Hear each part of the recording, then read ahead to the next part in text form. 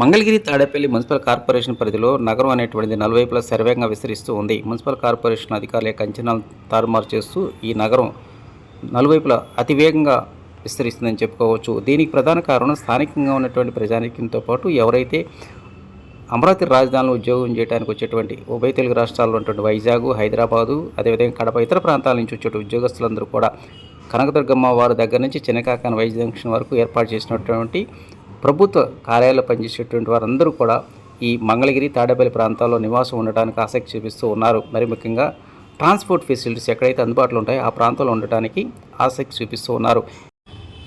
ఇక నగర పరిధిలోని చెన్నై కలకత్తా జాతీయ రహదారి ప్రక్కనే ఉన్నటువంటి ఓ కాలనీ అటువంటిది అందరినీ ఆకర్షించే విధంగా అభివృద్ధి చెందింది. రియల్ ఎస్టేట్ పరంగానే కాదు, హంగుల పరంగా కూడా అత్యంత డిమాండ్ కలిగినటువంటి కాలనీగా పేరు సాధించింది. అదే కుప్రా కాలనీ. ఎప్పుడో 1970 సంవత్సరం తర్వాత అప్పటి జిల్లా కలెక్టర్ కొప్పురావు గారి పేరు మీదుగా ఈ కాలనీ నిర్మాణం చేపట్టారు. అప్పటి నుంచి ఇప్పటి వరకు అంచెలంచెలుగా ఎదుగుతూ మంగళగిరి నగర పరిధిలోనే నెంబర్ 1 కాలనీగా నేడు అభివృద్ధి చెందిందని చెప్పుకోవాలి. ఏమిటి ఈ కాలనీ ప్రత్యేకత? ప్రత్యేకంగా చెన్నై కలకత్తా జాతీయ రహదారి పక్కన ఉండడం, అదేవిధంగా ప్రభుత్వ కార్యాలయాలకు అందుబాటులో ఉండడం, రవాణా పరంగా వైద్యపరంగా ఎలా చూసినప్పటికీ అన్ని హంగుల నేపథ్యంలో ఎక్కువ మంది అటు ఉద్యోగస్తులు, వ్యాపారస్తులు ఈ కాలనీలో నివాసం ఉండటానికి మరి ముఖ్యంగా కొనుగోలు చేయడానికి ఆసక్తి చూపిస్తున్నారంటున్నారు స్థానికులు.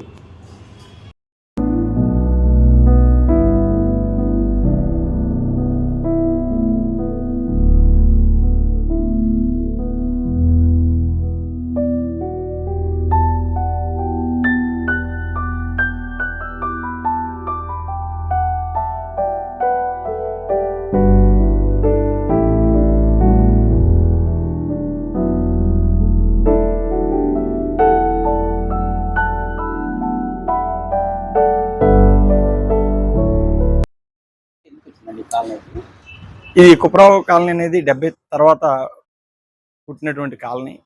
ఈ కాలనీకి ఆనాడు ఎవరైతే కుప్రావు గారు అని చెప్పి కలెక్టర్ గారు ఉన్నారో వారు ఇచ్చారు.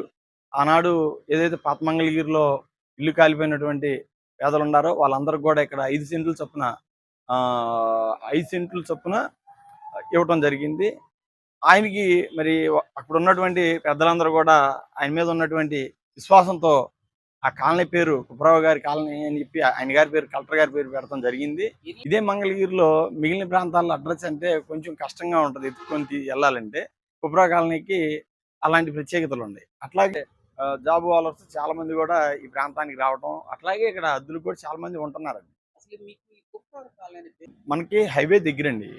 హైవే దగ్గర మిగిలిన కాలనీలకి లేనిది కుప్రావు కాలనీకి ఉన్నటువంటి ప్లస్ పాయింట్ అంటే హైవేకి దగ్గర. ఇవాళ ఏ ప్రభుత్వ కార్యాలయాలు చూసుకున్నా కూడా మనకి ఈ హైవే పక్కమ్మటే పడతా ఉంది.